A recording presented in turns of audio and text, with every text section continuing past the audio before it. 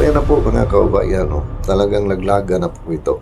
Dahil sa yung pong si Martin Romualdez, yung kanyang mga account ay pinipraise na po mga kaubayan, no? So parang nahihirapan na rin po itong si Martin Romualdez dahil sa dinidiin na nga siya ng administrasyon. Dahil sa nasilip ko dito, parang gusto ata ng administrasyon na hindi po sila madamay dito sa pag-uwi ni Saldico, mga kababayan, dahil alam po naman natin si Saldico ay sabi na ay nahuli na at iuwi na sa bansa. So siyempre yung si Saldico ay maging star witness po yan patungkol doon sa nangyayari po na flood control scandal, dahil sila po naman talaga ang may alam po dyan, dahil sa yung mga tauhan nila na lumabas nga, yung si Gutisa, yung Itin Marins, ay hindi po nila pinakinggan mga kababayan, dahil pilit po nila talagang pagtakpan ito pong nangyayari na flood control scandal. Kaya ay marami po silang mga ginawa po na mga strategy para bang nililito po nila ang mamayan at pinupokus po nila yung impeachment kay BP Sara para doon na rin po ang maging focus ng mamayan sa impeachment po ni BP Sara. May mga tao po sila na ginagamit para lituhin ang mamamayan. Lumabas pa yung isang Lovely Granada na hinahamon si BP Sara ng DBet. So lahat po yan ay ginagawa po nila para po ay malito po ang mamamayan, mga kabayan, at hindi na mga focus doon po sa flood control scandal na trilyones po ang pera na nawawala po sa kaban ng bayan, mga kababayan. Kaya ay dahil sa nahuli na nga si Saldico at siyempre dadalhin na yan sa Pilipinas. So dito na nga medyo kabado na po itong mga sangkot dyan, mga kababayan. Kaya ay naglaglaga na itong si Martin Romualdez ang dinidiin ngayon sa sinasabi na pagnanakaw, pandarambong, mga kababayan. Pinipraise na po ang kanya pong account. Kaya mga kababayan, gumaganti na rin itong si Martin Romualdez. At dito nga, mayroon pong isang statement ni Martin Romualdez na kumakalat ngayon sa social media na talagang parang si Martin Romualdez po ay gusto na makaganti rin po siya. At parang gusto niya na damay-damay na po. Dahil alam po naman niya sa kanyang sarili na sila po talaga ang nakikinabang din sa kanilang mga pinagagawa na pagnanakaw. So bakit siya lamang po ang parang ididiin ngayon, mga kababayan? Parang hugas kamay po yung talagang utak sa nasabi po na flood control scandal na alam po naman natin na pinangalanan na yan nila ni Saldico sa mga Diskaya, sa kay Gutisa, sa Itin Marins. Yun lang ay parang pilit pinagtakpan, pero yan na nga ay talagang hindi po nila kaya yan, mga kababayan, na takpan lamang dahil hindi po yan makakalimutan ng mga mamamayan. Kaya ito na po, mga kababayan, Martin Romualdez ay nag-post o may statement po mga kababayan ni Martin Romualdez. At ito nga ay humiling po siya ng kapatawaran, mga kababayan. So ayan, at basahin po natin. Humiling po siya ng kapatawaran. At gusto kong humingi ng sorry sa pamilya Duterte dahil sila ang nadiin kahit alam ko puro kabutihan ang ginagawa nila sa bansa. So ayan na po, mga kababayan, lumabas na talaga ang katotohanan. Alam po naman natin yan, na yung ginawa po ng dating Pangulong Rodrigo Duterte ay para po sa bansa, mga kababayan.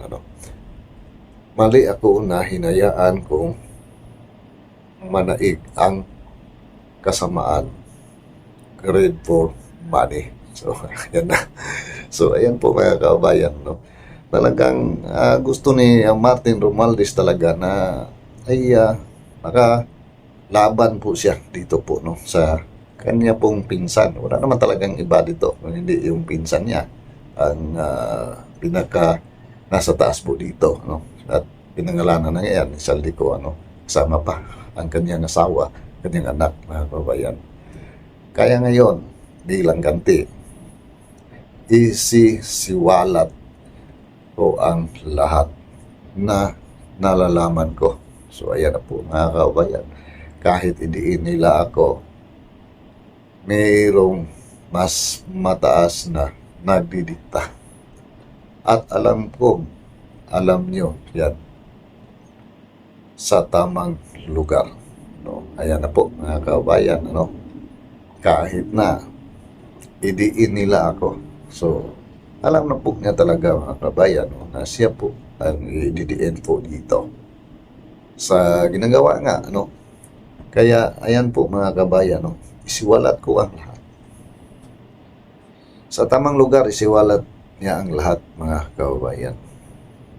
So, dito na po, no, talagang lumabas na ang totoo kung sino ba talaga ang mga magnanakaw, mga kabayan. Dahil simula pa lang kay Saldico, siniwala na po yan ni Saldico. Pero itong si Martin Romualdez ay ayaw pa rin po niya na sabihin, mga kabayan. Pero ngayon na siya na ang iniipit at siya pa ang parang ididiin dito. So ayan na nga mga kabayan. Talagang laglaga na po ito. Siyempre kahit sino siguro kung sa tingin mo na kayo lahat ang nakikinabang dyan, bakit ikaw lang mag-isa ang para bang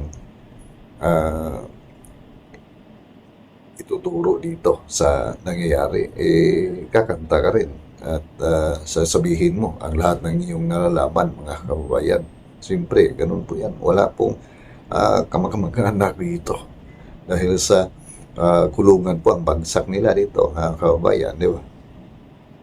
So kaya ay dahil sa ayaw ngang paalisin itong si Martin Romualdez sa kanyang kahilingan na pumunta sa ibang bansa, no, sa Singapore para sa medical check-up.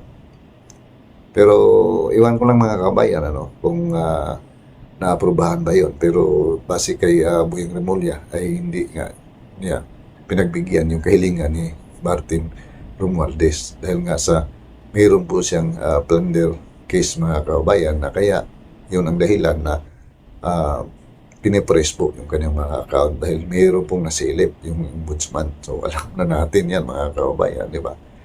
Na talagang yung nangyayari na pagsiwalat ni Saldico, talagang totoong-totoo po yan dahil sa alam po naman natin na si Saldico ay tauhan, no, ni Martin Romualdez. Siyempre, si Saldico na mismo ang nagsiwalat at pati na nga rin si Kung Tiangco na marami po siyang mga nilalabas, no? At pati na rin po doon sa Cabrales, di ba, mga kabayan. So, ayan na po, no? Talagang lalabas po ang katotohanan po dito na talagang sila ang utak sa lahat po ng mga nangyayari na mga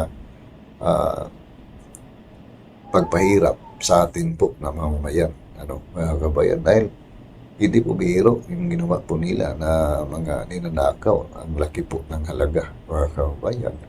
At sa ngayon, yan pong sa impeachment ni BP Sara, ilang lang po yan, mga kabayan, yung kanilang pinaglaban dyan, no, na ninanakaw umano ni BP Sara. Pero yan ay gusto lamang po nila na ilihis ito pong isyo sa flood control, mga kabayan. Dahil pag mga Duterte ang kanilang isasangkot, siyempre, ang mga mamayan ay parang mapokus po, no, doon po sa isyo patungkol sa mga Duterte, dahil marami po ang nagmamahal sa mga Duterte at siyempre ay magsiyasat din po yan sila kung ang lahat ba ay talagang ginagawa ng mga Duterte. Kaya yun po ang paraan po na ginagawa po nila, na gagawin po nila ang lahat hanggat kaya po nila na ito pong kaso sa flood control ay malihis. Palagi pang sinasabi ni Claire Castro na walang kinalaman nito ang si BBM, dahil si BBM mismo ang nagpa-open nga na paimbestigahan itong flood control. Pero malalaman po natin yan, mga kabayan, dahil dito po, no, ay sabi nga ni Martin Romualdez na mayroong mas mataas na nagdidikta. So, sino ba ang mas mataas kay Martin Romualdez? Di ba, mga kabayan? Wala na po, mga kabayan. Alangan naman po na si Saldico yung mataas sa kanya, na yun po ay parang tauhan lang niya, mga kabayan, di ba? So, siya po at ang kanya pong pinsan. Sila lang po, mga kabayan, at sinasabi na yan ni Saldico. So, ayan po, mga kabayan, no? Kung ano po inyong mga kuminto po dito, comment lang po sa ating comment section. Maraming salamat po, at see you po sa next video ko.